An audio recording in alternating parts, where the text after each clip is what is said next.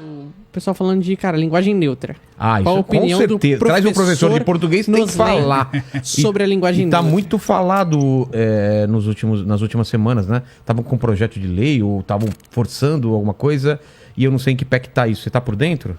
Cara, então, eu vi tudo isso, obviamente, acompanho tudo que tá rolando. E assim... O que estão querendo fazer, na verdade? Existe um processo todo de...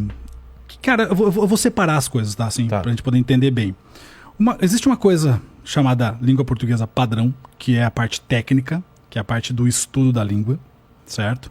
E existe uma coisa social, que existe a nossa linguagem social, né? E aí, quando eu falo de linguagem social, a gente vai entrar nos grupos sociais.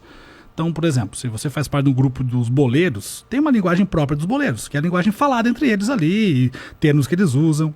Assim acontece também com a galera que é do pagode, do surf, né? Os grupos sociais todos têm sua própria maneira de se comunicar. Beleza. Então, duas coisas separadas. E existe isso, que é a linguagem falada, né, entre a galera, e existe o estudo da língua, que é a norma padrão. Quando eu falo estudo da língua norma padrão, eu estou falando da linguística. E aí tem muita gente que esquece que a língua é uma ciência. A língua é uma ciência. Sendo ciência, existem pessoas que estudam a língua. O que quer dizer que ela é uma ciência? Ela é uma ciência, assim como a biologia é uma ciência, a química é uma ciência, a física é uma ciência. Entendi. Tá? História, geografia, matemática, são ciências. E a língua portuguesa, ou melhor, a língua de modo geral, não só a portuguesa, mas as línguas também têm o estudo dela. O estudo da linguística é ciência. E esse estudo é baseado em comprovações de anos e aquilo que acontece hoje. Né? A gente tem a língua de hoje formada por uma estrutura de anos, né? Então, se eu falar da construção da língua portuguesa, a língua portuguesa nasceu lá na região da Lácio, na Itália. Tinha o latim vulgar, o latim nobre, o culto. O vulgar é que o povo falava. O vulgar é que o povo falava na meio região. Errado. Isso, que era uma linguagem mais solta, mais livre. Coloquial. Tá. E eu tinha o latim culto, que era dos nobres, né? A galera que tinha acesso ao estudo. O que aconteceu com a expansão do Império Romano? E agora vem a aula de história. A expansão do Império Romano, todos os soldados, né, que iam conquistando os espaços, eles faziam parte dos plebeus e falavam o latim vulgar. Esse latim vulgar foi chegando às regiões que foram sendo conquistadas. Então, cada vez que Roma conquistava uma região, tinha que deixar um pouco de soldado lá.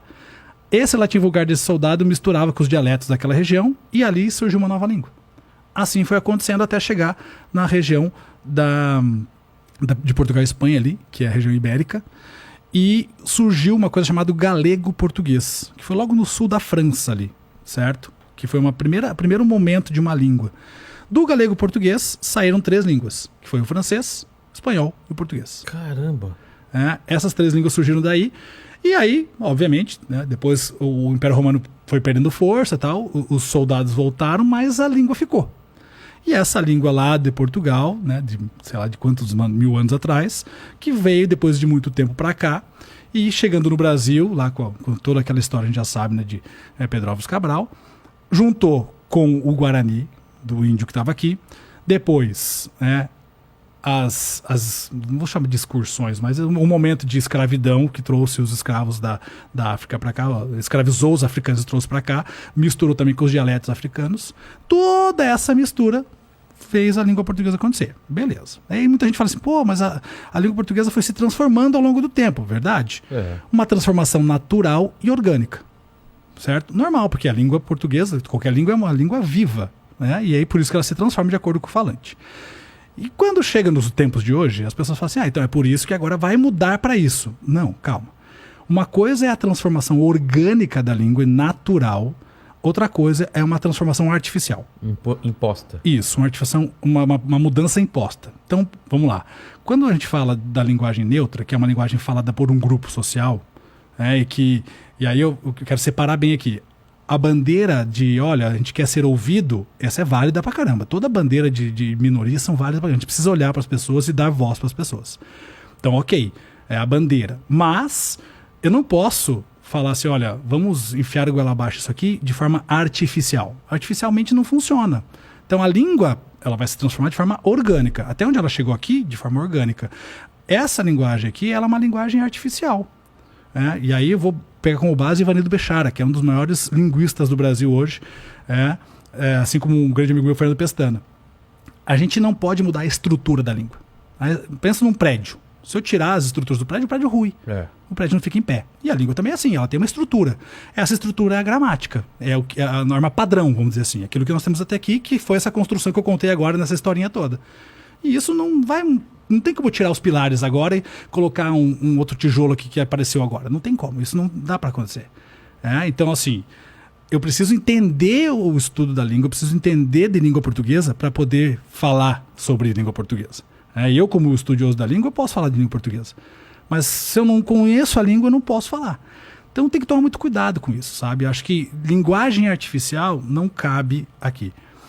Mas daqui 100 anos isso vai acontecer? Se for de forma natural, sim. Mas se for de forma artificial, não. Então hoje, eu vou fazer a prova de vestibular do Enem. Beleza, vou fazer a prova de vestibular do Enem.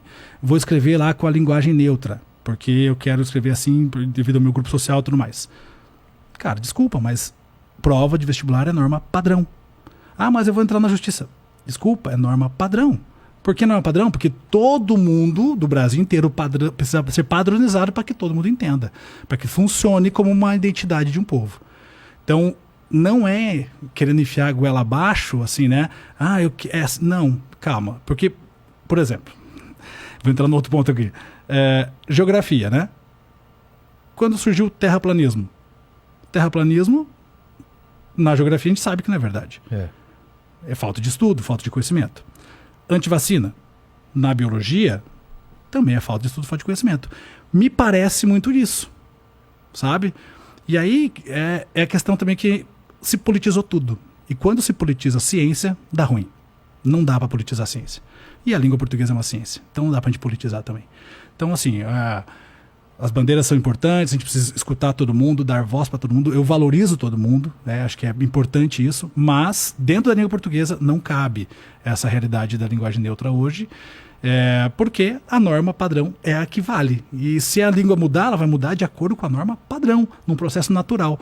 Mas peraí, mas a língua portuguesa é machista. Tal. Não é. Não é. Por quê? Como eu contei a historinha lá de trás, né? Sim. Nasceu lá no latim. O latim tinha o gênero neutro, masculino e feminino. Com essa história toda que eu contei da construção da língua, o gênero neutro em língua portuguesa foi absorvido pelo masculino, ou seja, virou uma coisa só.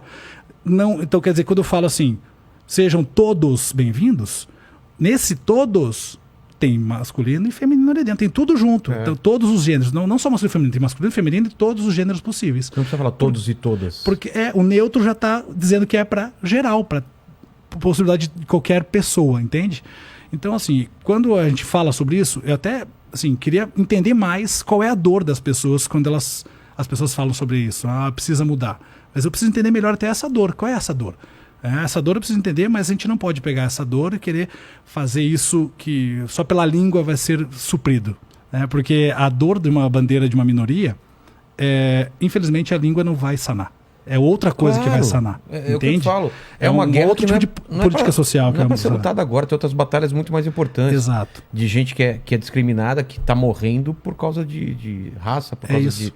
É isso. Então, assim, acho que precisa mudar um outro tipo de cabeça, um outro tipo de postura social em relação a isso. Não é esse tipo de batalha que tem que ser feita. A batalha é outra. A batalha é muito mais profunda em relação a isso. Com certeza, com certeza.